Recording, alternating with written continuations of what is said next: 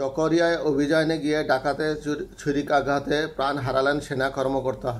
কক্সবাজারের চকরিয়া উপজেলার ডুলা হাজারা ইউনিয়নের পূর্ব মাইজপাড়া এলাকায় ডাকাতের ছুরিকাঘাতে এক সেনা কর্মকর্তা নিহত হয়েছেন।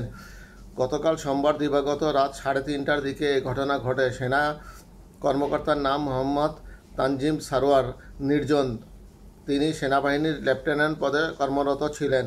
আন্তঃবাহিনী জনসংযোগ পরিদপ্তর আইএসপিআর এক সংবাদ বিজ্ঞপ্তিতে লেফটেন্যান্ট তানজিমের মৃত্যুর খবরটি নিশ্চিত করেছেন।